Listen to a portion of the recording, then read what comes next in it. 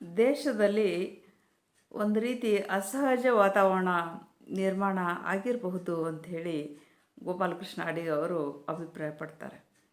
ಅಂಥದ್ರಲ್ಲಿ ಯಾಕಂದ್ರೆ ಅದು ಸ್ವಾತಂತ್ರ್ಯ ಹೋರಾಟ, ದೇಶದ ಸ್ವಾತಂತ್ರ್ಯ, ದೇಶಭಕ್ತಿ ಇದು ಆ ಕಾಲದಲ್ಲಿ ಒಂದು ಬಹುದೊಡ್ಡ ಆದರ್ಶ ಅಂತ ಪರಿಗಣನೆ ಆಗಿದ್ದಂಥ ಕಾಲ ಅದು.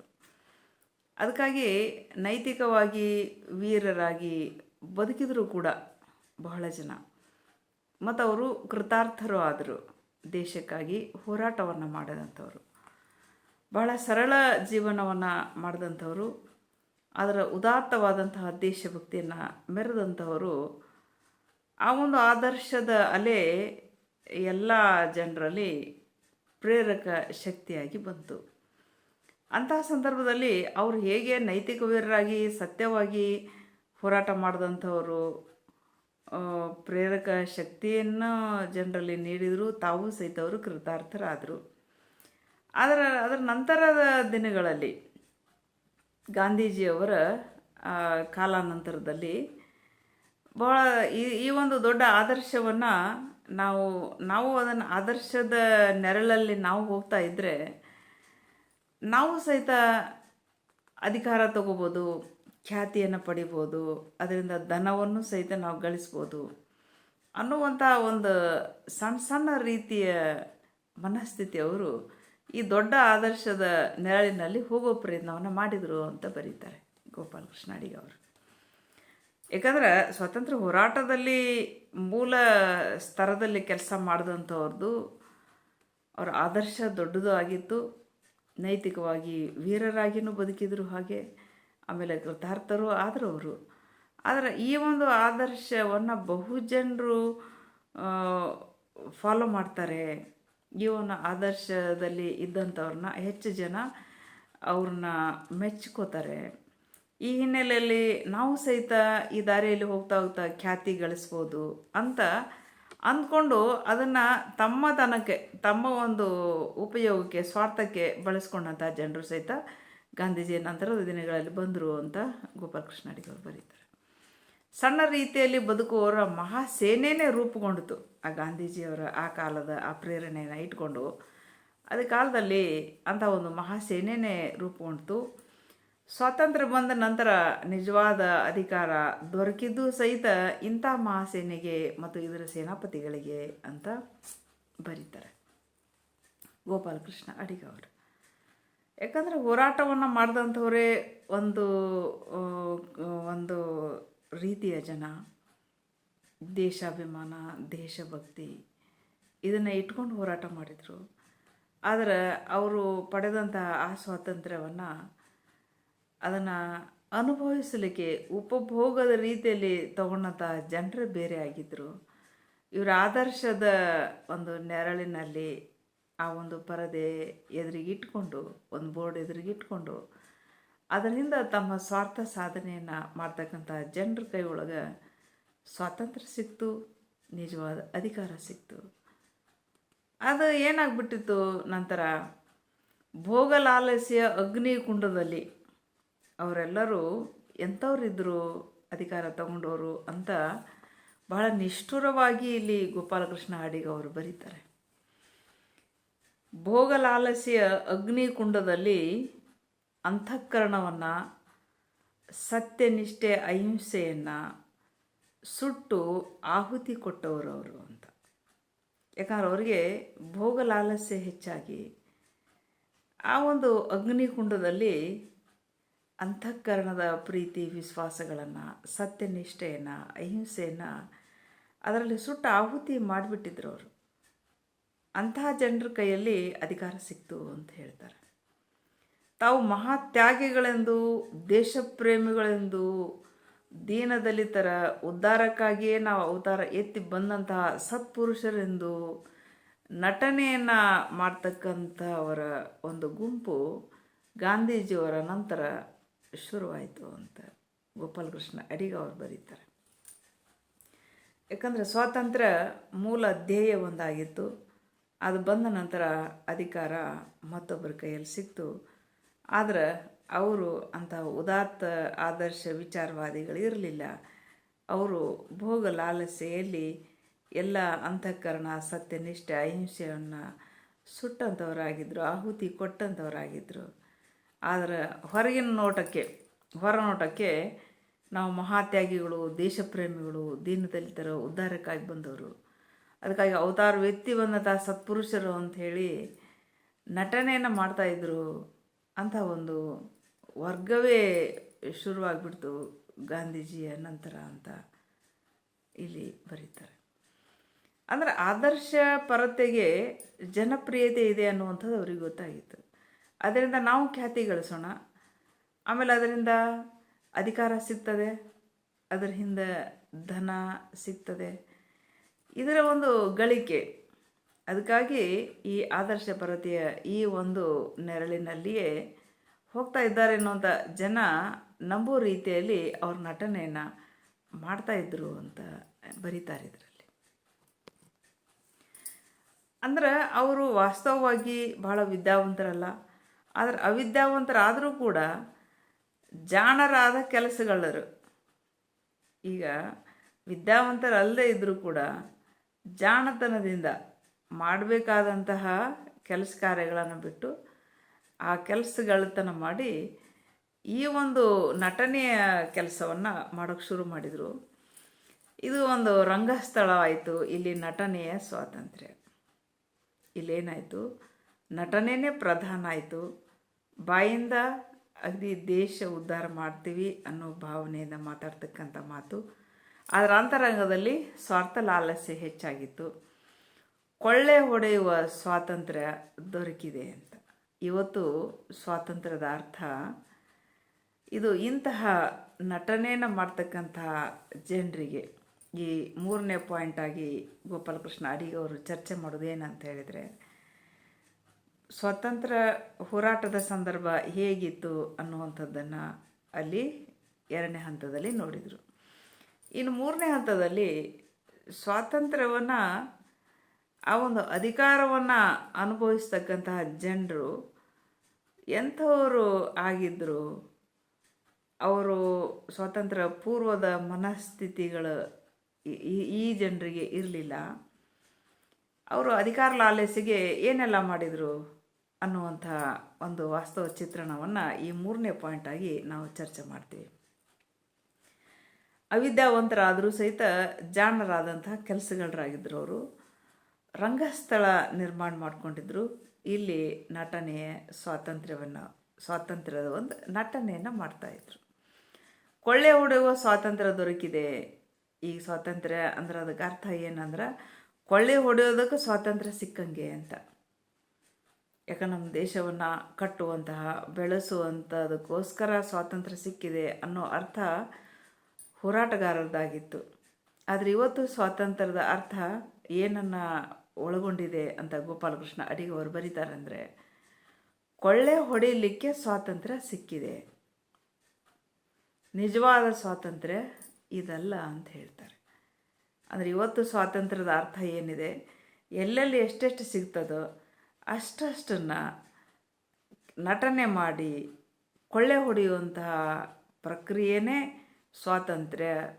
ಅದಕ್ಕಾಗಿಯೇ ನಮಗೆ ಸ್ವಾತಂತ್ರ್ಯ ಸಿಕ್ಕಿದೆ ಅಂತ ತಿಳ್ಕೊಂಡಂತಹ ವರ್ಗ ಅಧಿಕಾರದಲ್ಲಿದೆ, ಅಧಿಕಾರದಲ್ಲಿ ಮುಂದೆ ಬೆಳ್ಕೊಂಡು ಬಂತು ಅಂತ ಗೋಪಾಲಕೃಷ್ಣ ಅಡಿಗ ಅವರು ಬರೀತಾರೆ. ಆದರೆ ಇದು ನಿಜವಾದ ಸ್ವಾತಂತ್ರ್ಯ ಅಲ್ಲ ಅಂತ. ಸ್ವಾತಂತ್ರ್ಯ ಅಂದರೆ ಏನು ಅಂತ ಹೇಳುವಾಗ ಸ್ವಾತಂತ್ರ್ಯ ಇದು ನಿಜವಾದಂಥ ಸ್ವಾತಂತ್ರ್ಯ ಅಲ್ಲ ಅಂತ ಹೇಳ್ತಾರೆ. ಯಾಕಂತ ಹೇಳಿದರೆ, ಹಸಿವು ಅನ್ನುವಂಥದ್ದು ಅವ್ರಿಗಿರಲಿಲ್ಲ. ಇಲ್ಲೇನಿದೆ ಹಸಿವು, ಸ್ವಾತಂತ್ರ್ಯದ ಹಸಿವು ಇದ್ದವರಿಗೆ ಊಟ ಕೊಟ್ಟರದು ಅಮೃತ ಸಮಾನ. ಆದರೆ ಈ ಸ್ವತಂತ್ರ ಭಾರತದಲ್ಲಿ ಇರುವಂಥವ್ರು ಇದು ನಟನೆ. ಇದು ಸ್ವಾತಂತ್ರ್ಯ ಹೋರಾಟದ ರೀತಿಯಲ್ಲಿ ಸ್ವಾತಂತ್ರ್ಯಕ್ಕಾಗಿ, ದೇಶಕ್ಕಾಗಿ, ಭಕ್ತಿ, ಈ ರೀತಿಯಾದಂಥ ಅಧಿಕಾರ ಲಾಲಸೆ ಖ್ಯಾತಿಗೋಸ್ಕರ, ಹಣಕ್ಕಾಗಿ, ಧನದಾಹಕ್ಕಾಗಿ ಇವರು ನಟನೆಯನ್ನು ಶುರು ಮಾಡಿದರು. ಅವರಿಗೆ ಸ್ವಾತಂತ್ರ್ಯದ ನಿಜವಾದ ಹಸಿವು ಇದ್ದಂಥವ್ರಲ್ಲ ಅವರು. ಯಾಕಂದ್ರೆ ಅದಕ್ಕೆ ಉದಾಹರಣೆ ಕೊಡ್ತಾರೆ. ಅನಾಥರ ಹಸಿವಿನಿಂದ ಅನೇಕ ಕೋಟ್ಯಾನುಕೋಟಿ ಸಂಖ್ಯೆಯಲ್ಲಿ ಇದ್ದಂತಹ ಅನಾಥರಿದ್ದಾರೆ, ಅವರು ಹಸಿವಿನಿಂದ ಸಾಯ್ತಾ ಇದ್ದಾರೆ. ಆದರೆ ನಿಜವಾದ ಸ್ವಾತಂತ್ರ್ಯದ ಹಸಿವುಳ್ಳವರು ವಿದ್ಯಾವಂತರ ಆದಂಥವರು, ವಿದ್ಯಾವಂತರಾದವರು ಮತ್ತು ಉದ್ಯೋಗವಂತ ಆದಂತಹ ಮಹಾಜನತೆಯಲ್ಲಿಯೂ ಕೂಡ ಸ್ವಾತಂತ್ರ್ಯದ ಹಸಿವು ಇಲ್ಲ ಅಂತ ಇನ್ನೊಂದು ಪಾಯಿಂಟ್ ಹೇಳ್ತಾರೆ. ಸ್ವಾತಂತ್ರ್ಯ ಅಂದರೆ ಏನಾಗಿದೆ ಇವತ್ತು, ನಟನೆ ಮಾಡ್ತಾ ಮಾಡ್ತಾ ಕೊಳ್ಳೆ ಹೊಡೆದಕ್ಕನ್ನು ಸ್ವಾತಂತ್ರ್ಯ ಸಿಕ್ಕಿದೆ ಅನ್ನುವಂಥ ಅರ್ಥಕ್ಕೆ ಬಂದುಬಿಟ್ಟಿದೆ. ಆದರೆ ನಿಜವಾದ ಸ್ವಾತಂತ್ರ್ಯ ಇದಲ್ಲ. ಕೋಟ್ಯಾನುಕೋಟಿ ಸಂಖ್ಯೆಯಲ್ಲಿ ಜನ ಹಸಿವಿನಿಂದ ಅನಾಥರು ಸಾಯ್ತಾ ಇದ್ದಾರೆ. ಅದು ಎರಡನೇ ಮಾತು. ಆದರೆ ನಿಜವಾದ ಸ್ವಾತಂತ್ರ್ಯದ ಹಸಿವು ಇರಬೇಕಾಗಿದ್ದು ಯಾರಿಗೆ? ವಿದ್ಯಾವಂತರಿಗೆ. ಅವರು ವಿದ್ಯಾವಂತರು, ದೇಶದ ಭೂತ ವರ್ತಮಾನ ಭವಿತವ್ಯ ಯೋಚನೆ ಮಾಡುವಂಥವರು, ಉದ್ಯೋಗವಂತರು. ಭೂಮಿ ಮೇಲೆ ನಾನು ಸ್ಥಿರವಾಗಿ ನಿಲ್ಲಲಿಕ್ಕೆ ಈ ಭೂಮಿಯಲ್ಲಿ ಒಂದು ಉದ್ಯೋಗ ಸಿಕ್ಕಿದೆ, ಒಂದು ಸ್ಟೆಬಿಲಿಟಿ ಇದೆ ಅಂಥವರಿಗೂ ಕೂಡ ಇಂಥ ಒಂದು ಮಹಾಜನತೆ, ಇಲ್ಲಿ ವ್ಯಂಗ್ಯವಾಗಿ ಹೇಳ್ತಾರೆ ಗೋಪಾಲಕೃಷ್ಣ ಅಡಿಗವರು, ವಿದ್ಯಾವಂತರು ಮತ್ತು ಉದ್ಯೋಗವಂತ ಮಹಾಜನತೆಯಲ್ಲೂ ಕೂಡ ಈ ಸ್ವಾತಂತ್ರ್ಯದ ಹಸಿವು ಬಹಳ ಕಮ್ಮಿ ಇದೆ. ಇವರಿಗೂ ಸಹಿತ ಸ್ವಾತಂತ್ರ್ಯದ ಹಸಿವಿಲ್ಲ. ಯಾಕಂತ ಹೇಳಿದ್ರೆ ತತ್ವಕ್ಕಾಗಿ, ಆತ್ಮಗೌರವಕ್ಕಾಗಿ ಪ್ರಾಣ ತ್ಯಾಗವನ್ನು ಮಾಡಬಲ್ಲವರು ಬೆರಳೆಣಿಕೆಯಷ್ಟು ಸಿಗ್ತಾರೋ ಇಲ್ಲವೋ ಅಂತಾರೆ ಗೋಪಾಲಕೃಷ್ಣ ಅಡಿಗ ಒಂದು ಕಡೆ.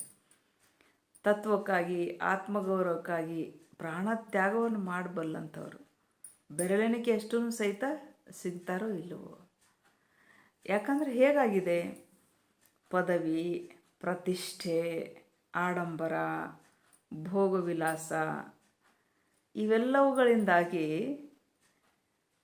ಜನ ಏನು ಮಾಡ್ತಾ ಇದ್ದಾರೆ, ಅವರು ತಮ್ಮನ್ನು, ತಮ್ಮ ಮಾನವ ಘನತೆಯನ್ನು ಮಾರಿಕೊಳ್ಳಲಿಕ್ಕೆ ಸಿದ್ಧರಾಗಿರುವಂಥವ್ರದ್ದೊಂದು ದೊಡ್ಡ ಕ್ಯೂನೇ ನಿಂತುಬಿಟ್ಟಿದೆ. ಅವ್ರು ಕಾಯ್ತಾ ಇದ್ದಾರೆ.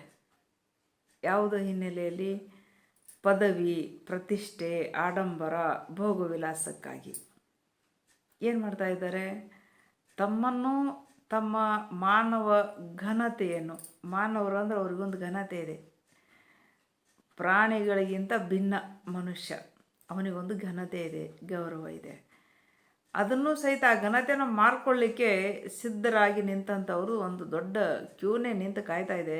ಸರಕು ಬೇಕಾದಷ್ಟಿದೆ, ಆದರೆ ಗಿರಾಕಿಗಳಿಲ್ಲ ಅಂತ. ಅಂದರೆ ಪದವಿಗೋಸ್ಕರ, ಪ್ರತಿಷ್ಠೆಗೋಸ್ಕರ, ಆಡಂಬರ, ಭೋಗವಿಲಾಸಕ್ಕೋಸ್ಕರ ತಮ್ಮ ಮಾನವ ಘನತೆಯನ್ನು, ಮಾನವರು ಅಂದರೆ ಒಂದು ಘನತೆವೆತ್ತ ಒಂದು ವ್ಯಕ್ತಿತ್ವ, ಅದನ್ನು ರೂಪಿಸ್ಕೊಳ್ಬೇಕು, ಅದನ್ನು ಸಹಿತ ಮಾರ್ಕೊಳ್ಳಿಕ್ಕೆ ಸಿದ್ಧರಾದಂಥ ಜನ ಇವತ್ತು ಇದ್ದಾರೆ. ಆದರೆ ಇದು ನಿಜವಾದ ಸ್ವಾತಂತ್ರ್ಯ ಅಲ್ಲ ಅಂತ ಅಡಿಗರು ಹೇಳ್ತಾರೆ.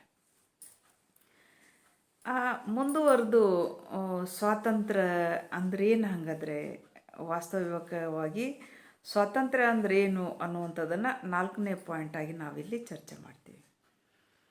ಅವರು ಚರ್ಚೆ ಮಾಡ್ತಾರೆ, ಅದನ್ನು ನಾವು ಅಭ್ಯಾಸ ಮಾಡ್ತೀವಿ. 4ನೇ ಪಾಯಿಂಟಾಗಿ ಗೋಪಾಲಕೃಷ್ಣ ಅಡಿಗವರು ತೊಗೊಂಡಿದ್ದೇನೆಂದರೆ, ಹಾಗಾದರೆ ಸ್ವಾತಂತ್ರ್ಯ ಅಂದ್ರೇನು ಅನ್ನುವಂಥದ್ರ ಬಗ್ಗೆ ಒಂದು ಸಮರಿ ರೂಪದಲ್ಲಿ, ಒಂದು ವ್ಯಾಖ್ಯೆಗಳನ್ನು ಇಟ್ಕೊಂಡು ಸಮರಿ ರೂಪದಲ್ಲಿ ಕೊಡೋ ಪ್ರಯತ್ನವನ್ನು ಮಾಡ್ತಾರೆ. ಯಾವುದು ಸ್ವಾತಂತ್ರ್ಯ ಹಾಗಾದರೆ ಅಂತ. ವ್ಯಕ್ತಿತ್ವದ ವಿಕಾಸ ಆರಂಭವಾದಾಗಲೇ ಮನುಷ್ಯ ಆಗೋದು. ಮನುಷ್ಯ ಬರೀ ಕೈ, ಕಾಲು, ಕಣ್ಣು ಇದ್ದ ಮಟ್ಟಿಗೆ ಆ ಮನುಷ್ಯನ ಆಕಾರ ಇದ್ದ ತಕ್ಷಣ ಮನುಷ್ಯ ಅಲ್ಲ. ಅವನಲ್ಲಿ ವ್ಯಕ್ತಿತ್ವದ ವಿಕಾಸ ಯಾವಾಗ ಆರಂಭ ಆಗ್ತದಲ್ಲ ಆವಾಗ ಮನುಷ್ಯ ಆಗ್ತಾನೆ. ಇಂತಹ ವಿಕಾಸಕ್ಕೆ ಮೂಲ ದ್ರವ್ಯ ಯಾವುದು ಅಂದರೆ ಸ್ವಾತಂತ್ರ್ಯ. ಯಾಕಂದರೆ ಈಗ ನಾವು ಮಕ್ಕಳಿಗೆ ಅವಕ್ಕೂ ಈ ಪ್ರತಿ ಎಷ್ಟು 10 ವರ್ಷ ಆದ್ರೂ ಅವನ್ನ ಕಂಕುಳಲ್ಲೇ ಇಟ್ಕೊಂಡು ಅಡ್ಡಾಡ್ಸಿದ್ರು ಅಡ್ಡಾಡೋದನ್ನು ಕಲೀಲಾರು ಮಕ್ಕಳು. ಅವು ಹೊರಗೆ ಬಿಟ್ಟರೆ ಕಾಲಿಗೆ ಧೂಳು ಹತ್ತದ ಅಂಥೇಳಿ ಮಕ್ಕಳನ್ನ ಇಲ್ಲೇ ಮೇಲೆ ಕುಂಡ್ರಿಸಿದ್ರು ಅವು ನಡಿಲಾರು. ಆ ರೀತಿಯಲ್ಲಿ ಅವಕ್ಕೆ ವಿಕಾಸ ಸ್ವಾತಂತ್ರ್ಯ ಕೊಡಬೇಕು. ನಾವು ಹೆಂಗೆ ಮಕ್ಕಳಿಗೆ ಸ್ವಾತಂತ್ರ್ಯ ಕೊಡ್ತೇವೆ, ಅವ್ರ ಹಿಂದೆ ನಾವಿರ್ತೇವೆ ರಕ್ಷಣಾತ್ಮಕವಾಗಿ, ಅವು ಸರಿಯಾಗಿ ನಡೆಯುವವರೆಗೂ. ಹಾಗೆ ಸರಿಯಾಗಿ ನಡೆಯೋವರೆಗೂ ನಾವು ಅವ್ರ ಹಿಂದೆ ಇರ್ತೇವೆ. ಅವಕ್ಕೆ ಸ್ವಾತಂತ್ರ್ಯ ಕೊಡ್ತೇವೆ, ಅವು ಕಲಿತವೆ. ಹೀಗೆ ಇಂತಹ ವಿಕಾಸಕ್ಕೆ ಮೂಲ ದ್ರವ್ಯ ಆಗೋದೇ ಸ್ವಾತಂತ್ರ್ಯ ಅಂತ. ವ್ಯಕ್ತಿತ್ವದ ವಿಕಾಸ ಆರಂಭ ಆದಾಗಲೇ ಮನುಷ್ಯ ಆಗೋದು ಮನುಷ್ಯ. ಇಂತಹ ವಿಕಾಸಕ್ಕೆ ಮೂಲ ದ್ರವ್ಯ ಯಾವುದು ಅಂದರೆ ಸ್ವಾತಂತ್ರ್ಯ. ಸ್ವಾತಂತ್ರ್ಯ ಸಿಕ್ಕಾಗ ಅವನ ವ್ಯಕ್ತಿತ್ವ ವಿಕಾಸ ಆಗುತ್ತೆ, ಅವ ಒಬ್ಬ ಮನುಷ್ಯನಾಗ್ತಾನೆ ಅಂತ ಒಂದು ಅರ್ಥ. ಯಾವ ರೀತಿ ಅಂತ ಹೇಳಿದರೆ, ನೆಟ್ಟಂಥ ಒಂದು ಬೀಜಕ್ಕೆ ನೀರು, ಬಿಸಿಲು ಇವು ಸಿಗೋದ್ರಿಂದ ಇವುಗಳನ್ನು ತಗೊಂಡು ಹೇಗೆ ವಿಕಾಸ ಆಗ್ತವೆ ಅವು. ಒಂದು ಮರ, ಒಂದು ಗಿಡ, ಬಳ್ಳಿ ಇವೆಲ್ಲ ನೆಟ್ಟಂಥ ಒಂದು ಬೀಜ ಬೆಳೆದು ನೀರು, ಬಿಸಿಲು ಸಮ ಪ್ರಮಾಣದಲ್ಲಿ ಬರ್ತಾಯಿತ್ತು, ಅದು ವಿಕಾಸ ಆಗ್ತದೆ. ಇದು ಸಹಜ ಪ್ರಕ್ರಿಯೆ ಇದು. ಹಾಗೆ ಮನುಷ್ಯ ಕೂಡ, ಮನುಷ್ಯ ತನ್ನ ವ್ಯಕ್ತಿ ಜೀವನದ ಅಂತರ್ಗತ ಗುಣಗಳನ್ನೆಲ್ಲ ಹೊರಹೊಮ್ಮಿ ಬದುಕಿನಲ್ಲಿ ಬಲಿತು ಪ್ರತಿಯೊಬ್ಬನೂ ತನ್ನ ವಿಶೇಷವನ್ನು ವಿಕಾಸಗೊಳಿಸಿಕೊಳ್ಳುವುದೇ ಸ್ವಾತಂತ್ರ್ಯದ ಲಕ್ಷಣ ಅಂತ ಹೇಳ್ತಾರೆ. ಯಾಕಂದರೆ ಯಾರಲ್ಲಿ ಯಾವ ಟ್ಯಾಲೆಂಟ್ ಇದೆ, ಯಾರಲ್ಲಿ ಯಾವ ಶಕ್ತಿ ಇದೆ ಯಾರಿಗೂ ಗೊತ್ತಿಲ್ಲ. ನಾವು ಕಾಲೇಜಲ್ಲಿ ಒಬ್ಬ ವಿದ್ಯಾರ್ಥಿ ಓದಿನಲ್ಲಿ ಹಿಂದಿರ್ತಾನೆ, ಆದರೆ ಅವ ಕುಸರಿ ಕೆಲಸದಲ್ಲಿ ಬೇರೆ ಬೇರೆ ಸ್ಕಿಲ್ಗಳಲ್ಲಿ ಅವ ಮುಂದಿರ್ತಾನೆ. ಅದಕ್ಕಾಗಿ ಇಲ್ಲಿ ಏನು ಹೇಳ್ತಾರೆ ಅಂದರೆ, ಮನುಷ್ಯ ಕೂಡ ಹೇಗೆ ಮುಖ್ಯ ಅಂತಂದರೆ, ತನ್ನ ವ್ಯಕ್ತಿ ಜೀವನದ ಅಂತರ್ಗತ ಗುಣಗಳನ್ನೆಲ್ಲ ಹೊರಗೆ ಹಾಕಬೇಕು.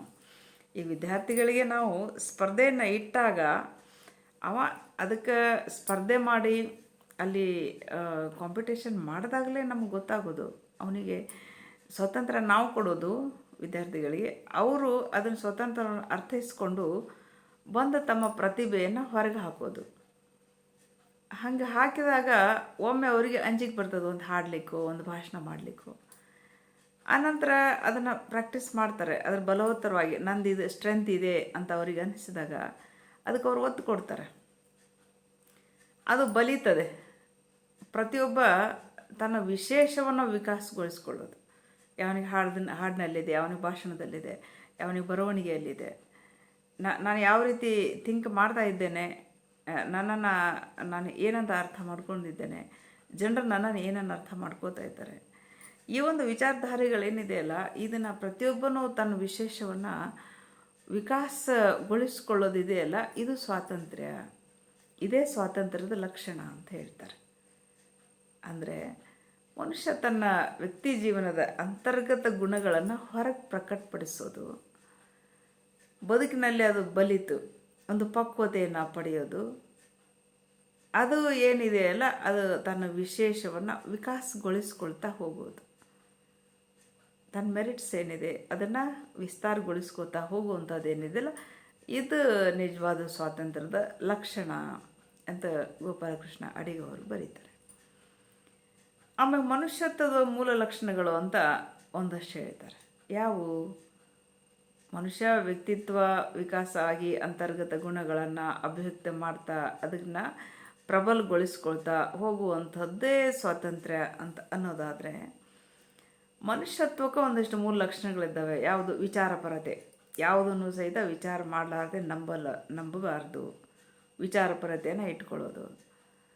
ಮತ್ತೊಬ್ಬರು ಹೇಳಿದ್ದನ್ನು ಮುಗ್ಧವಾಗಿ ನಂಬೋದಲ್ಲ, ತಾನು ವಿಚಾರ ಇಲ್ಲದೆ ನಂಬೋದಲ್ಲ, ತಾನು ಎಕ್ಸಾಗರೇಷನ್ ಮಾಡಿಕೊಂಡು ಅದನ್ನು ಅವಹೇಳನ ಮಾಡೋದಲ್ಲ. ಅಂದರೆ ವಿಚಾರಪರತೆ, ವಿಚಾರವನ್ನು ಸಾತ್ವಿಕ ದೃಷ್ಟಿಯಿಂದ ಮಾಡಿ ಅದರ ಬಗ್ಗೆ ಯೋಚನೆ ಮಾಡುವಂಥದ್ದು. ಆಮೇಲೆ ಚಿಂತನೆ ಮಾಡೋದು, ವೈಚಾರಿಕ ಪ್ರಜ್ಞೆಯನ್ನು ಮನುಷ್ಯ ಬೆಳೆಸ್ಕೊಳ್ಳೋದು ಒಂದು ಮನುಷ್ಯತ್ವದ ಮೂಲ ಲಕ್ಷಣಗಳಲ್ಲಿ. ಇನ್ನೊಂದು ಚಿಂತನೆ ಮಾಡೋದು.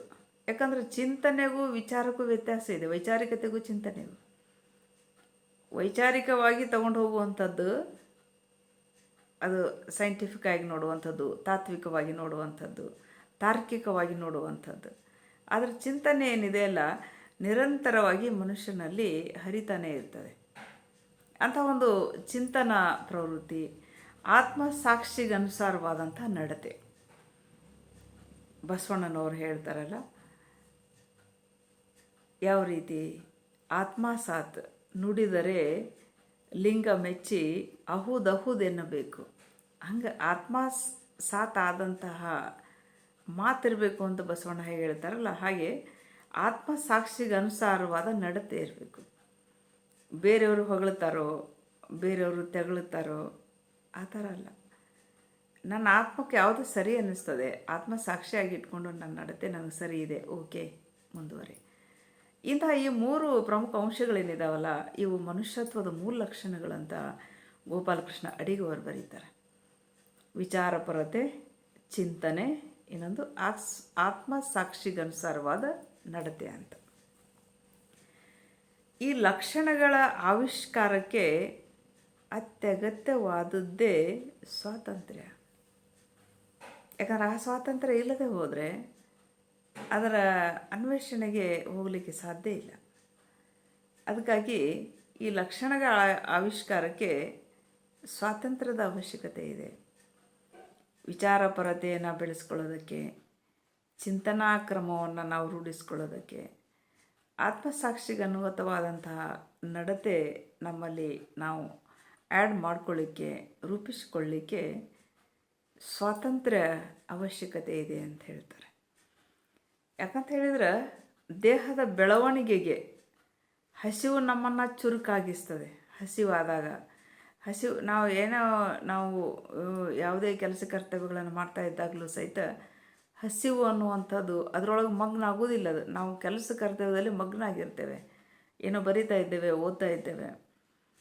ಆದರೆ ಹೊಟ್ಟೆ ಹಸಿವು ನಮ್ಮನ್ನು ಜಾಗೃತಗೊಳಿಸ್ತದೆ, ಚುರುಕು ಮಾಡ್ತದೆ. ಹಾಗೆ ನಮ್ಮಲ್ಲಿ ಸ್ವಾತಂತ್ರ್ಯದ ಹಸಿವು ಹುಟ್ಟಿದಾಗಲೇ ಅಂತರಂಗದ ಬೆಳವಣಿಗೆ ಆಗುತ್ತೆ ಅಂತ.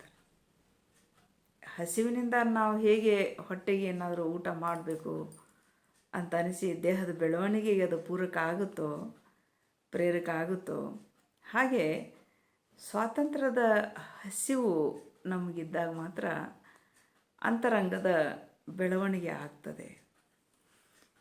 ಅಂತರಂಗದ ಬೆಳವಣಿಗೆ ಅವಕಾಶ ಆಗದೆ ಹೋದರೆ ಮನುಷ್ಯನಿಗೆ ವಿವೇಚನೆ ಶೂನ್ಯತೆ ಆವರಿಸಿ ಅನಾಹುತಗಳು ಉಂಟಾಗ್ತವೆ ಅಂತ ಹೇಳ್ತಾರೆ. ಯಾವ ರೀತಿ? ಅಂತರಂಗದ ಬೆಳವಣಿಗೆಗೆ ಅವಕಾಶ ಆಗಬೇಕು. ಆ ರೀತಿಯಾದಂತಹ ಸ್ವಾತಂತ್ರ್ಯ ಸಿಗದೆ ಹೋದರೆ ಮನುಷ್ಯ ವಿಚಾರಪರನಾಗಿ ಯೋಚನೆ ಮಾಡಲಿಕ್ಕೆ ಸ್ವಾತಂತ್ರ್ಯ ಇಲ್ಲ, ಚಿಂತನೆ ಮಾಡಲಿಕ್ಕೆ ಸ್ವಾತಂತ್ರ್ಯ ಇಲ್ಲ, ಅವನ ಆತ್ಮಸಾತ್ ನಡವಳಿಕೆಗೆ ಅವನಿಗೆ ಸ್ವಾತಂತ್ರ್ಯ ಇಲ್ಲ ಅಂತಂದರೆ ಅವ ಯಾವ ರೀತಿ ಆಗ್ತಾನ ಅಂತ ಹೇಳಿದರೆ ಅಂತರಂಗದ ಬೆಳವಣಿಗೆ ಸಾಧ್ಯ ಆಗೋದಿಲ್ಲ ಅವನಿಗೆ. ಅಂಥ ಸಂದರ್ಭದಲ್ಲಿ ವಿವೇಚನೆಯ ಶೂನ್ಯತೆ ಆವರಿಸ್ಬಿಡ್ತದೆ ಅವನಿಗೆ. ಯಾವುದು ಒಳ್ಳೆಯದು, ಯಾವುದು ಕೆಟ್ಟದು, ಏನು ಯೋಚನೆ ಮಾಡಲಿಕ್ಕೆ ಅವ್ನಿಗೆ ಸಾಧ್ಯ ಆಗೋದಿಲ್ಲ. ಅಂಥ ಸಂದರ್ಭದಲ್ಲಿ ಪ್ರಕೃತಿ ವಿರುದ್ಧವಾದಂಥ, ಸಮಾಜ ವಿರುದ್ಧವಾದಂಥ, ಮನುಷ್ಯ ವಿರುದ್ಧವಾದಂಥ ಎಲ್ಲ ವಿರೋಧಾಭಾಸಗಳು, ಯಾವುದು ಸರಿ ಯಾವುದು ತಪ್ಪು ಅಂತ ಅವನಿಗೆ ಅಂಧಕಾರಕ್ಕೆ ಹೋಗ್ಬಿಡ್ತಾನೆ. ಅದನ್ನು ಹೇಳ್ತಾರೆ. ಈ ಹಸಿವಿಗೆ ತಕ್ಕ ಆಹಾರ ದೊರೆಯದೇ ಹೋದರೆ ಮಾನವತೆ ಮೃತಪ್ರಾಯವಾಗುತ್ತೆ, ನಾವು ಮನುಷ್ಯ ರೂಪದ ಪಶುಗಳಾಗ್ತೇವೆ ಅಂತ. ಯಾಕಂದ್ರೆ ವಿಚಾರಪರತೆ, ಚಿಂತನೆ ಮತ್ತು ನಮ್ಮನ್ನು ವ್ಯಕ್ತಿಗತವಾಗಿ ನಮ್ಮ ಆತ್ಮಸಾತ್ ನಡವಳಿಕೆಗೆ ಅವಕಾಶ ಆಗದೆ ಹೋದರೆ ಮನುಷ್ಯನಾಗಿ ಉಳಿಯೋದಿಲ್ಲ, ಪಶು ಆಗ್ತಾನೆ. ಅವನಲ್ಲಿ ವಿವೇಚನೆಯ ಶೂನ್ಯತೆ ಆವರಿಸುತ್ತೆ. ಅದಕ್ಕಾಗಿ ಅವಾಗ ಅವನೇನು ಮಾಡ್ತಾನೆ, ಜಗತ್ತಿನಾದ್ಯಂತ ಸಂಚಾರ ಮಾಡ್ತಾ ಮರ, ಗಿಡ, ಹೂವು, ಬಳ್ಳಿ ಇವನ್ನೆಲ್ಲ ಕಿತ್ತು ಎಸಿತಾನೆ. ಕೈಗೆ ಸಿಕ್ಕಿದ ಪಶು ವರ್ಗವನ್ನು ನಾಶ ಮಾಡ್ತಾನೆ. ಆಯುಧಗಳ ಮಾರಕಾಸ್ತ್ರವನ್ನು ಬಹು ಅಮೂಲ್ಯವಾದ ಜೀವನದ ಮೇಲೆ ಪ್ರಯೋಗ ಮಾಡ್ತಾನೆ. ಹಿರಣ್ಯಾಕ್ಷ, ಹಿರಣ್ಯಕಶಿಪು ಆಗಿ ವಿಜೃಂಭಿಸಲಿಕ್ಕೆ ಹೋಗ್ತಾನೆ. ಭಾಗವತರ ಆಟದ ರಾಕ್ಷಸ ವೇಷದಂತೆ ಗರ್ಜನೆ ಮಾಡೋಕ್ಕೆ ಶುರು ಮಾಡ್ತಾನೆ. ಕುಣಿದು ಕುಪ್ಪಳಿಸಿ ಎಷ್ಟು ಸಾಧ್ಯವೋ ಅಷ್ಟು ಜನರನ್ನು ನಾಶ ಮಾಡಿ ನಾವು ನಾಶ ಆಗಿ ಹೋಗ್ತೀವಿ ಅಂತ ಹೇಳ್ತಾರೆ. ಅಂದರೆ ವಿಚಾರಪರತೆ, ಚಿಂತನೆ ಮತ್ತು ಆತ್ಮಸಾತ್ ನಡವಳಿಕೆಗಳಿಂದನೇ ಅಂತರಂಗದ ಬೆಳವಣಿಗೆ ಸಾಧ್ಯ ಇದೆ. ಅಂಥ ಒಂದು ಸ್ವಾತಂತ್ರ್ಯ ಪ್ರತಿಯೊಬ್ಬರಿಗೂ ಬೇಕು. ಅದು ಇಲ್ಲದೆ ಹೋದಾಗ ಅವನಲ್ಲಿ ಪ್ರಜ್ಞೆ ಶೂನ್ಯತೆಗೆ ಹೋಗುತ್ತಾನೆ, ವಿವೇಚನೆ ಶೂನ್ಯತೆ ಅವನಲ್ಲಿ ಆವರಿಸಿಕೊಳ್ಳುತ್ತೆ. ಆವಾಗ ಮನುಷ್ಯ ಪಶು ಆಗಿಬಿಡ್ತಾನೆ. ಆ ಕಾರಣದಿಂದಾಗಿ ಅವ ಪ್ರಕೃತಿಯಿಂದ ನನಗೇನಿದೆ, ಪ್ರಕೃತಿಯ ಒಡನಾಟ ನಂದೇನು, ಪ್ರಕೃತಿಯಿಂದ ನನಗೆ ಏನೆಲ್ಲವೂ ಒಳ್ಳೆಯದಿದೆ ಅನ್ನುವಂಥದ್ದನ್ನು ಮೊದಲು ಪ್ರಾಕೃತಿಕ ಚಿಂತನೆಯನ್ನು ಮರೆತು ಬಿಡ್ತಾನೆ. ಅದಕ್ಕಾಗಿ ಮರ ಗಿಡ ಹೂ ಬಳ್ಳಿ ಎಲ್ಲ ಕಿತ್ತೆಸೆಯೋದು, ಪಶು ವರ್ಗವನ್ನು ನಾಶ ಮಾಡೋದು, ಈ ಪ್ರಕ್ರಿಯೆ ಮುಂದಾಗ್ತಾನೆ. ಅಂದರೆ ಸ್ವಾತಂತ್ರ್ಯದಲ್ಲಿ ವಿವೇಚನೆ ಬೇಕು. ಸ್ವಾತಂತ್ರ್ಯ ಕೇವಲ ಆಗಸ್ಟ್ 15ಕ್ಕೆ 1947ಕ್ಕೆ ಸಿಕ್ಕ ಸ್ವಾತಂತ್ರ್ಯ ಅಲ್ಲ. ನಮ್ಮ ಅಂತರಂಗದ ಬೆಳವಣಿಗೆಯ ಸ್ವಾತಂತ್ರ್ಯದ ಅವಶ್ಯಕತೆ ಇದೆ. ಅದಕ್ಕಾಗಿ ಮನುಷ್ಯ ಗಿಡ ಮರ ಬಳ್ಳಿ ಅವುಗಳ ಮೇಲೆ ಪ್ರಹಾರ ಮಾಡ್ತಾನೇ ಬರ್ತಾ ಇದ್ದಾನೆ, ಪ್ರಕೃತಿಯ ಮೇಲೆ.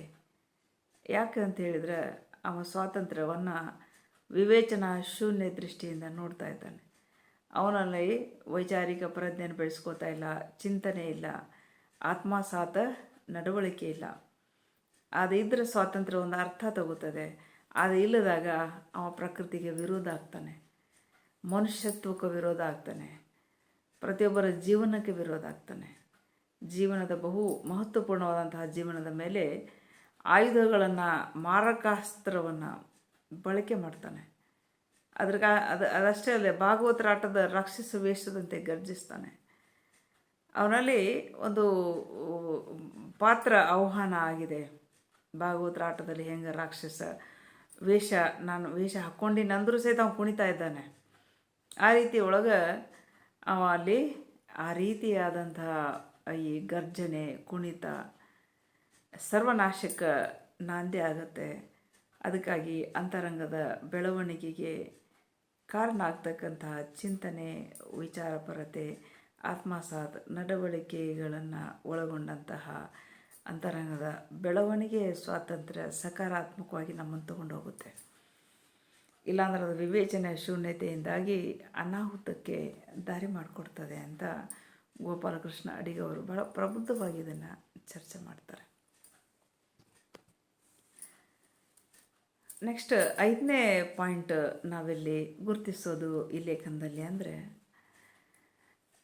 ಸ್ವಾತಂತ್ರ್ಯ ಎಷ್ಟು ಬಗೆಯಾಗಿರುತ್ತೆ, ಎರಡು ಬಗೆಯಾಗಿರ್ತದೆ ಅಂತ ಹೇಳ್ತಾರೆ. ಬಾಹ್ಯ ಮತ್ತು ಅಂತಃ ಸ್ವಾತಂತ್ರ್ಯ ಅಂತ.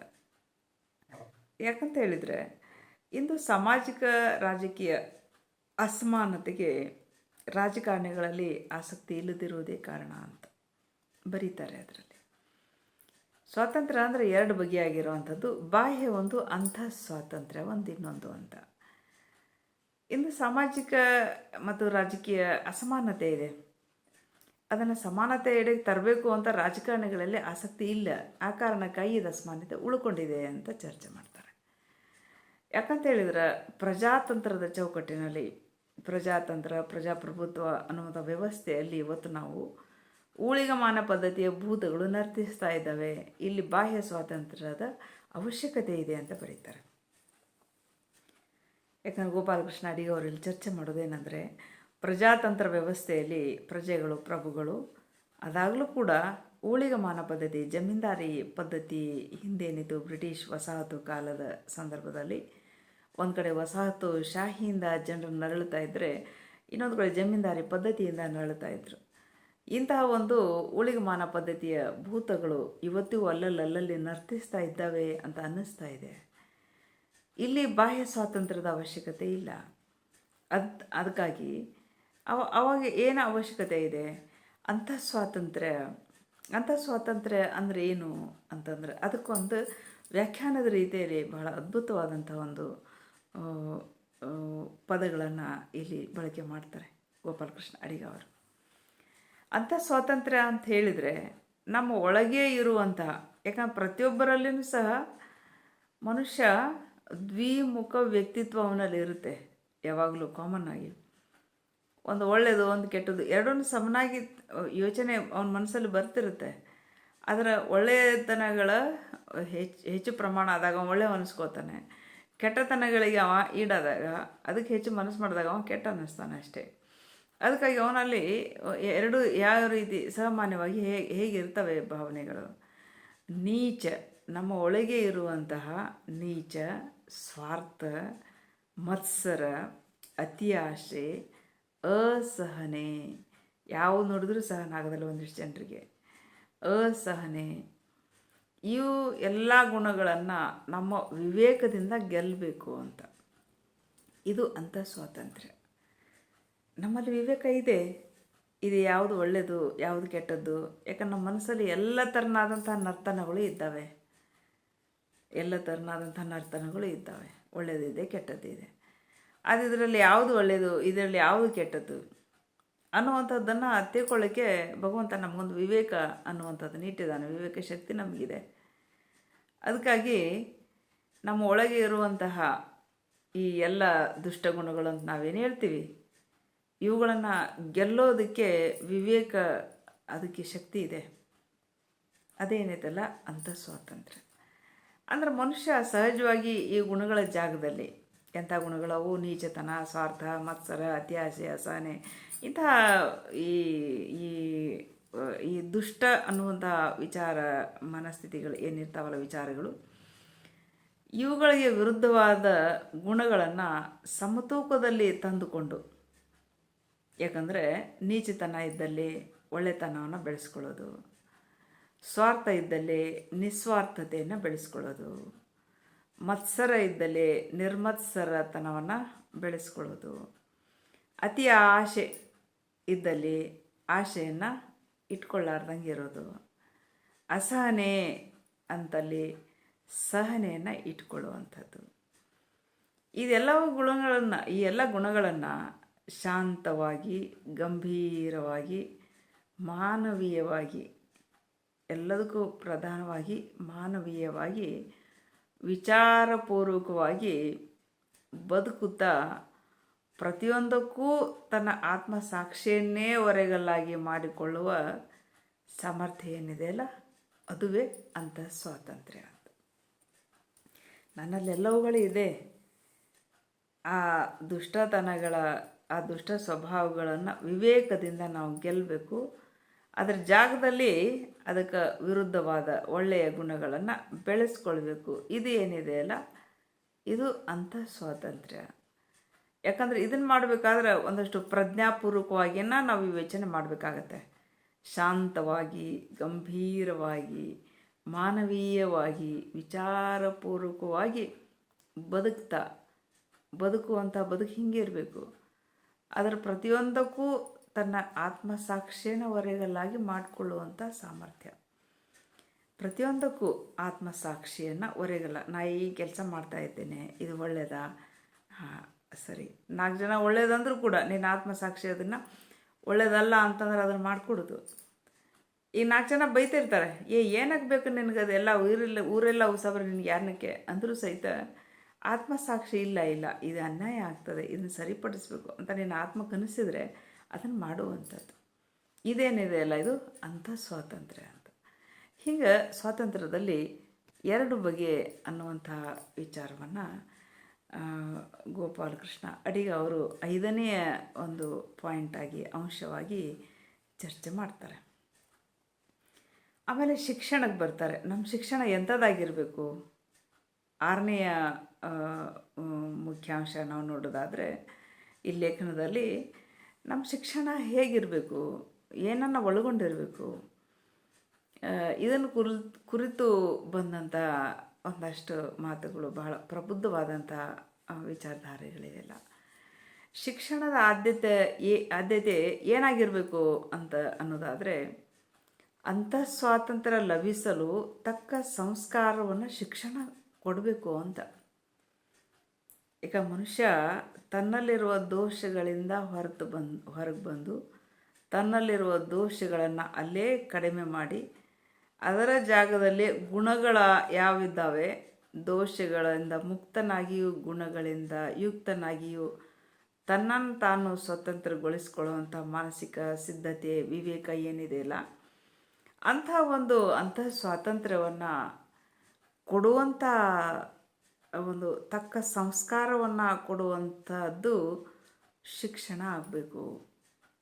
ಅಂಥ ಸ್ವಾತಂತ್ರ್ಯ ಲಭಿಸಲು ತಕ್ಕ ಸಂಸ್ಕಾರ ಬೇಕು.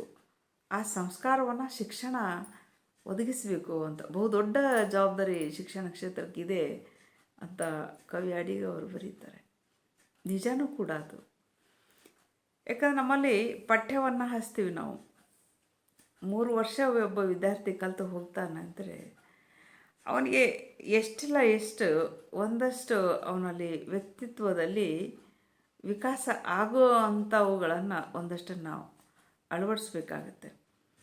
ಯಾಕಂದ್ರೆ ನಮ್ಮ ಸಿಲೆಬಸ್ ಆಗಲಿ, ಅವನ ಓದಾಗಲಿ, ಅವನ ಸಮಾಜದಲ್ಲಿ ನಿಂತು ನೋಡ್ತಕ್ಕಂಥ ಇವತ್ತಿನ ಸ್ಥಿತಿಗತಿಗಳಾಗಲಿ, ಅವ ಅಧೈರ್ಯನಾಗದೆ ಧೈರ್ಯದಿಂದ ತನ್ನ ನೆಗೆಟಿವ್ಸ್ಗಳನ್ನು ಸಹಿತ ಪಾಸಿಟಿವ್ ಮಾಡಿಕೊಂಡು ಅವನನ್ನು ನಾವು ಸಮಾಜಕ್ಕೆ ಸನ್ನದ್ಧಗೊಳಿಸಿ ಬಿಡೋ ಕೆಲಸ ನಮ್ಮದಾಗಿರುತ್ತೆ ಶಿಕ್ಷಣ ಸಂಸ್ಥೆಗಳಲ್ಲಿ. ಅಂಥ ಸಂಸ್ಕಾರವನ್ನು ಒದಗಿಸ್ತಕ್ಕಂಥ ಶಿಕ್ಷಣ ಅದು ಶಿಕ್ಷಣ ಕ್ಷೇತ್ರದ ಜವಾಬ್ದಾರಿ ಅಂತ ಅಡಿಗ ಅವ್ರು ಹೇಳ್ತಾರೆ. ಅಂತಹ ಶಿಕ್ಷಣ ಸ್ವಾತಂತ್ರ್ಯದ ಹಸಿವನ್ನು ಕೆರಳಿಸುವಂತಹ ವಿದ್ಯಾಕ್ರಮವೂ ಆಗಬೇಕು. ಅಂಥ ಸ್ವಾತಂತ್ರ್ಯ, ಅಂಥ ಶಿಕ್ಷಣ ಏನೈತಲ್ಲ, ಸ್ವಾತಂತ್ರ್ಯದ ಹಸಿವನ್ನು ಕೆರಳಿಸಬೇಕು. ನಮ್ಮ ದೇಶಕ್ಕಾಗಿ ಸ್ವಾತಂತ್ರ್ಯ ಸಿಕ್ಕಿದೆ, ಆದರೆ ಅಂಥ ಸ್ವಾತಂತ್ರ್ಯವನ್ನು ಪಡೆಯುವಂಥದ್ದು ಬಾಹ್ಯ ಸ್ವಾತಂತ್ರ್ಯಕ್ಕೋಸ್ಕರ ನಾವು ಕೆಲಸ ಕರ್ತವ್ಯಗಳನ್ನು ಮಾಡುವಂಥದ್ದು.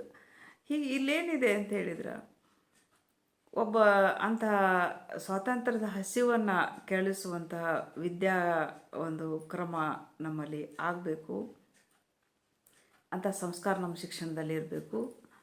ಆಗಲೇ ಒಬ್ಬ ಮನುಷ್ಯ ನಿಜವಾದ ಸ್ವತಂತ್ರ ಮನುಷ್ಯನಾಗಿ ತನ್ನ ವ್ಯಕ್ತಿತ್ವವನ್ನು ವಿಕಾಸಪಡಿಸ್ಕೊಂಡು ಸಮಾಜಕ್ಕೆ ತಕ್ಕ ಸೇವೆಯನ್ನು ಸಲ್ಲಿಸ್ತಾನೆ, ತಾನು ಸುಖವಾಗಿರ್ತಾನೆ, ತೃಪ್ತನಾಗಿರ್ತಾನೆ, ಸಮಾಜವನ್ನು ಸಹಿತ ಸ್ವಾಸ್ಥ್ಯವಾಗಿ ಇಡಲಿಕ್ಕೆ ಕಾರಣ ಆಗ್ತಾನೆ ಅಂತ.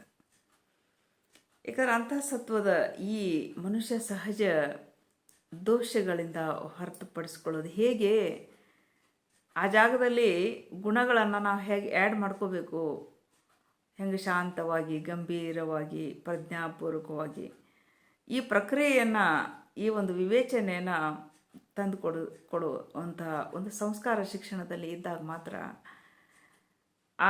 ಅದು ನಿಜವಾದಂಥ ಸ್ವಾತಂತ್ರ್ಯ. ಅಂತಹ ಒಂದು ಮನುಷ್ಯನಾಗಿ ತನ್ನ ವ್ಯಕ್ತಿತ್ವವನ್ನು ನಾವು ವಿಕಾಸಪಡಿಸ್ಕೊಳ್ತಾನೆ.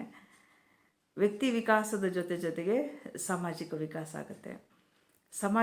ಸಮಾಜಕ್ಕೆ ತಕ್ಕಂಥ ಸೇವೆ ನಾವು ಸಲ್ಲಿಸ್ತಾನೆ, ತಾನು ತೃಪ್ತನಾಗಿ ಬದುಕ್ತಾನೆ, ಸುಖವಾಗಿ ಬದುಕ್ತಾನೆ, ಸಮಾಜವನ್ನು ಸ್ವಾಸ್ಥ್ಯ ಸಮಾಜವನ್ನು ಕಟ್ಟಲಿಕ್ಕೆ ಕಾರಣ ಆಗ್ತಾನೆ ಅಂತ.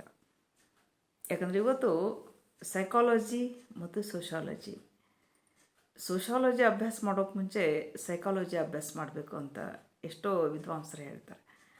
ಯಾಕಂದ್ರೆ ಸಮಾಜದಲ್ಲಿ ಇರುವಂತಹ ಗುಣಗಳೇನದಾವಲ್ಲ, ವ್ಯಕ್ತಿಗತ ಮನಸ್ಥಿತಿ ಅವುಗಳಿಂದ ಬಂದಂಥವುಗಳು. ಒಂದಿಷ್ಟು ಸಾಮಾಜಿಕ ದೋಷಗಳೇನು ಉಳ್ಕೊಂಡವಲ್ಲ, ವ್ಯಕ್ತಿಗತ ದೋಷಗಳು ಸಾಮಾಜಿಕ ದೋಷಗಳಾಗಿರುವಂಥದ್ದು. ಅದಕ್ಕಾಗಿ ಸಮಾಜವನ್ನು ಅಭ್ಯಾಸ ಮಾಡೋದಕ್ಕೂ ಮೊದಲು ಮನಸ್ಸನ್ನು ಅಭ್ಯಾಸ ಮಾಡೋದು, ಸಮಾಜಶಾಸ್ತ್ರವನ್ನು ಅಭ್ಯಾಸ ಮಾಡೋದಕ್ಕೆ ಮೊದಲು ಮನಸ್ಶಾಸ್ತ್ರವನ್ನು ಅಭ್ಯಾಸ ಮಾಡೋದು.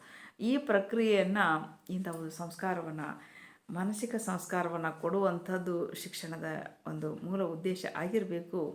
ಅಂದಾಗ ಮಾತ್ರ ಸಮಾಜಕ್ಕೆ ತಕ್ಕ ಸೇವೆಯನ್ನು ಸಲ್ಲಿಸ್ತಾನೆ. ನಿಜವಾದ ಸ್ವಾತಂತ್ರ್ಯ ಮನುಷ್ಯನಾಗಿ ನಿಜವಾಗ್ಲೂ ಸ್ವತಂತ್ರ ಮನುಷ್ಯನಾಗಿ ವ್ಯಕ್ತಿತ್ವವನ್ನು ವಿಕಾಸಗೊಳಿಸ್ಕೊಳ್ಳೋದ್ರ ಜೊತೆಗೆ ಸಮಾಜದ ವಿಕಾಸಕ್ಕೆ, ಅದರ ಸೇವೆಗೆ ಬದ್ಧನಾಗಿರ್ತಾನೆ. ಅವನು ತೃಪ್ತನಾಗಿರ್ತಾನೆ, ಸಮಾಜವು ಸ್ವಸ್ಥ ಆಗಿರುತ್ತೆ ಅಂತ ಹೇಳ್ತಾರೆ.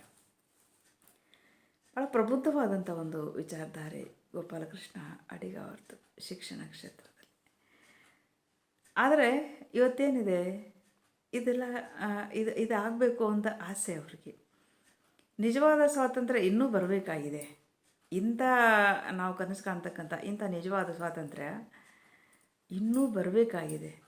ಅದಕ್ಕಾಗಿ ಸರಿಯಾಗಿ ಯೋಚಿಸಲಿಕ್ಕೆ, ಬದುಕಲಿಕ್ಕೆ ನಾವು ಕಲಿಬೇಕು.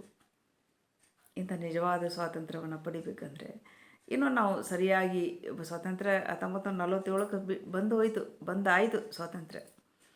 ಆದರೆ ಇಂತಹ ನಿಜವಾದಂಥ ಸ್ವಾತಂತ್ರ್ಯ ಸಿಗಬೇಕು ಅಂತ ಹೇಳಿದರೆ ಆ ಸಂಸ್ಕಾರ ವಿಶೇಷದಿಂದ ನನಗೂ ನನ್ನ ಅಂತರಂಗದ ವಿಕಾಸಕ್ಕೂ ಸಾಮಾಜಿಕ ಸ್ವಾಸ್ಥ್ಯಕ್ಕೂ ಕಾರಣ ಆಗಬೇಕು ಇಂಥ ಒಂದು ಸ್ವಾತಂತ್ರ್ಯ ಸಿಗಬೇಕಾದ್ರೆ ನಾನು ಸರಿಯಾಗಿ ಯೋಚಿಸಲಿಕ್ಕೆ, ಬದುಕಲಿಕ್ಕೆ ಮೊದಲು ನಾನು ಕಲಿಬೇಕು. ಅಂಥ ಸ್ವಾತಂತ್ರ್ಯ ಮತ್ತು ಬಾಹ್ಯ ಸ್ವಾತಂತ್ರ್ಯ ನಾವು ಹೇಗೆ ಯೋಚಿಸಲಿಕ್ಕೆ, ಬದುಕಲಿಕ್ಕೆ ಕಲಿಬೇಕು ಅನ್ನುವಂಥದ್ದು ಹೆಂಗೆ ಒಂದು ಪಾಯಿಂಟಾಗಿ ಪರಿಗಣನೆ ಆಗ್ತೀವೋ, ಹಾಗೆ ಇಂದಿನ ರಾಜಕೀಯ ಸ್ಥಿತಿಗತಿಗಳ ಬಗ್ಗೆಯೂ ಸಹಿತ ಗೋಪಾಲಕೃಷ್ಣ ಅಡಿಗ ಅವರು ಬರೀತಾರೆ.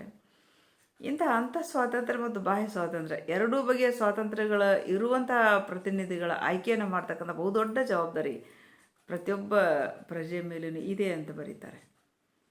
ಯಾಕಂದರೆ ಈ ರೀತಿ ಅಂತಹ ಸ್ವಾತಂತ್ರ್ಯ ಮತ್ತು ಬಾಹ್ಯ ಸ್ವಾತಂತ್ರ್ಯ ಇವು ಎರಡೂ ಬಗೆಯ ಸ್ವಾತಂತ್ರ್ಯಗಳಿರುವಂತಹ ಪ್ರತಿನಿಧಿಗಳನ್ನು ಹುಡುಕಿ ಆಯ್ಕೆ ಮಾಡಬೇಕಾದಂಥ ಒಂದು ದೊಡ್ಡ ಜವಾಬ್ದಾರಿ ನಮ್ಮ ಮೇಲಿದೆ ಅಂತ ಬರೀತಾರೆ. ನುಡಿ ನಡೆ ಒಂದಾದ ಸ್ವತಂತ್ರ ಘನ ಸರ್ಕಾರ ಆಗ ಮಾತ್ರ ಸ್ಥಾಪಿತ ಆಗುತ್ತೆ.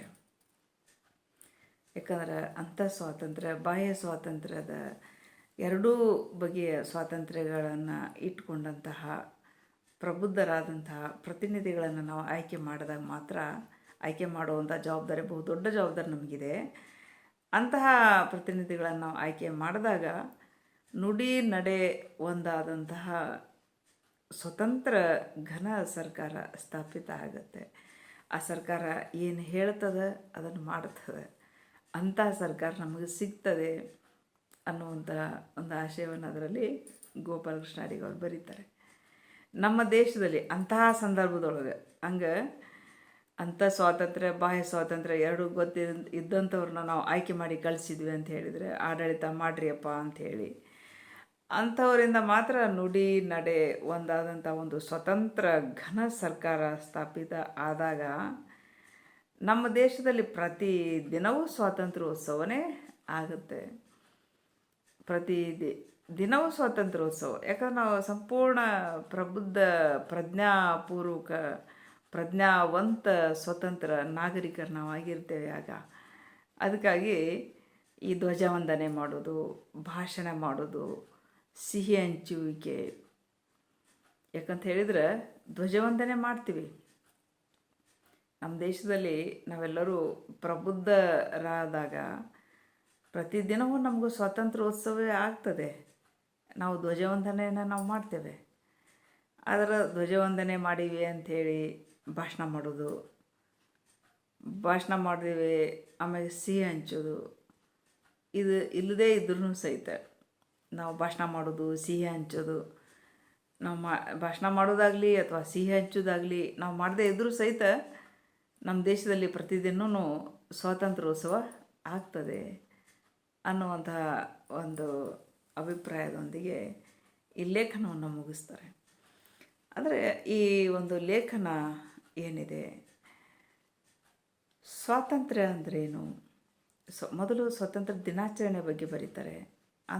ಆಮೇಲೆ ಎರಡನೇದಾಗಿ ಸ್ವಾತಂತ್ರ್ಯ ಪೂರ್ವದಲ್ಲಿ ಹೋರಾಟಗಾರರ ಮನಸ್ಥಿತಿಗಳು ಹೇಗಿತ್ತು, ಅವರು ನೇರವಾಗಿ ಹೋರಾಟ ಮಾಡಿದವ್ರು ಹೇಗೆ, ನೈತಿಕವಾಗಿ ಬೆಂಬಲ ಕೊಟ್ಟವ್ರು ಹೇಗೆ, ಆಮ್ಯಾಗ ನಾವು ಸ್ವಾತಂತ್ರ್ಯ ಅಂದ್ರೆ ನಾವೇನು ತಿಳ್ಕೊಂಡಿದ್ದೇವೆ, ಅದನ್ನು ನಾವು ವಾಸ್ತವವಾಗಿ ಸ್ವಾತಂತ್ರ್ಯ ಅಂದ್ರೆ ಏನು ಅಂತ ಹೇಗೆ ಅರ್ಥ ಮಾಡ್ಕೋಬೇಕು, ಆಮೇಲೆ ಶಿಕ್ಷಣ ಕ್ಷೇತ್ರದ ಜವಾಬ್ದಾರಿ ಎಷ್ಟಿದೆ ಅಂದಾಗ ಅರ್ಥಪೂರ್ಣವಾದಂತಹ ಸ್ವಾತಂತ್ರ್ಯೋತ್ಸವ ಹೇಗಾಗತ್ತೆ, ನಮ್ಮ ಅಂತರಂಗದ ಸ್ಪಂದನೆ ಸಾಮಾಜಿಕವಾಗಿ ಹೇಗೆ ಮುಟ್ಟಬೇಕು, ಅದಕ್ಕೆ ನಮ್ಮಲ್ಲಿ ನಾವು ಮಾನಸಿಕವಾದಂತಹ ಪ್ರಬುದ್ಧತೆಯನ್ನು ಪ್ರಜ್ಞಾವಂತಿಕೆಯನ್ನು ಹೇಗೆ ಬೆಳೆಸ್ಕೋಬೇಕು, ಈ ಎಲ್ಲ ವಿಚಾರಧಾರೆಗಳನ್ನು ಭಾಳ ಸೂಕ್ಷ್ಮವಾಗಿ ಅಷ್ಟೇ ಸ್ಪಷ್ಟವಾಗಿ ಅರ್ಥಪೂರ್ಣವಾಗಿ ಚರ್ಚಿಸಿದಂತಹ ಒಂದು